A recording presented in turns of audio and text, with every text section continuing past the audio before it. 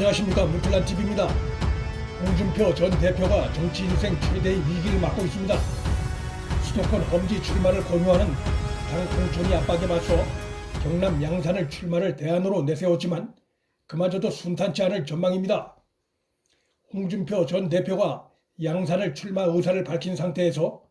당 공관위가 양산시장을 지낸 나동현을 추가 공모에 면접한 것은 공관위가 내부적으로 홍준표 컷오프 방침을 세운 것으로도 해석할 수 있기 때문에 홍준표로선 최대의 정치적 위기에 직면했다 볼 수 있습니다. 일각에선 홍준표와 나동현 경선 가능성을 언급하는데 그것은 당의 지도급 인사는 험지에 출마한다는 공관위가 세운 기본 원칙을 훼손하는 것이고 또 홍 전 대표만 공천 기본 원칙에서 예외로 하는 경우 공관위가 다른 지역에 대해 혁신 공천을 함에 있어서 상당히 부정적인 영향을 줄 수 있습니다. 나동현 후보는 양산시장을 지냈기 때문에 지역만 놓고 볼 땐 경쟁력이 있다고 볼 수 있지만 상대가 나름 지명도가 있는 김두관이란 점에서 그의 맞상대로는 홍준표가 더 경쟁력이 높다는 평가도 나올 수 있어 홍준표, 나동현 양측이 각기 유불리한 점이 있다 할 수 있지만 설령 홍 전 대표가 나동현과 여론조사에서 앞서는 것으로 나온다 해도 원칙을 앞세운 당 공관위가 다른 분야 공천 요소를 적용해 최종 컷오프 시킬 가능성을 배제할 수 없습니다. 무엇보다 PK와 TK 공천을 본격 앞두고 있는 당 공관위로선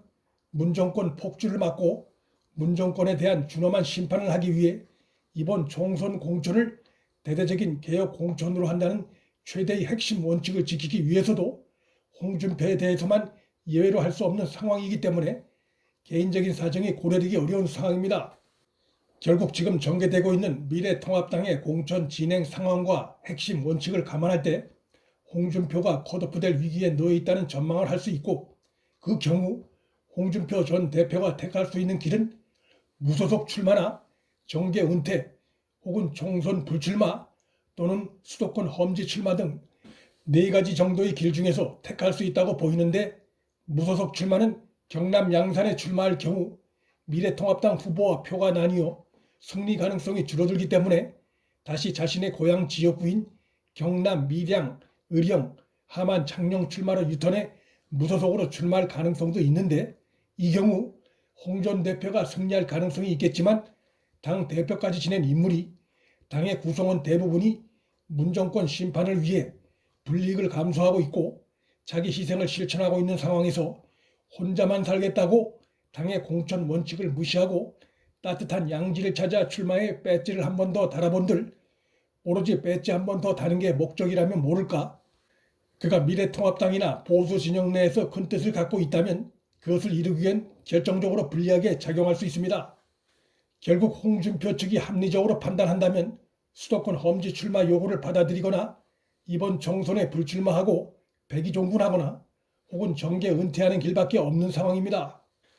그런데 정계 은퇴라는 말을 홍 전 대표가 먼저 언급했는데 그것은 그가 양산 출마 의지를 강조하기 위해 나온 것으로 볼 수 있고 그것이 지난 대선에서 당대표와 대선 후보까지 지낸 그의 진짜 속마음이라 보긴 어렵습니다. 그렇다면 그에게 남은 합리적인 선택지는 수도권 험지 출마나 총선 불출마 외엔 없는데 수도권 험지 출마의 경우 홍 전 대표가 창녕이냐 양산이냐를 놓고 너무 오래 당과 씨름하는 모습을 보여 그것이 수도권 유권자들에게 어떻게 비춰질지 불안 요소라는 점, 또한 과거 막말 논란 등으로 지난 대선에서 서울과 수도권에서의 홍 전 대표의 득표율이 안철수에게도 다소 뒤처지는 득표율로 나타난 점 등이 있어 홍 전 대표가 수도권 출마에 불안감을 느낄 수 있지만 문정권 4년차가 되면서 호남을 제외한 서울 수도권을 포함한 전국 대부분 지역에서 문정권 심판 기류가 강하게 나타나고 있는 상황이고 역대 총선이 정권 심판이냐 국정 안정이냐의 바람대길이 크게 작용했다는 점을 감안하면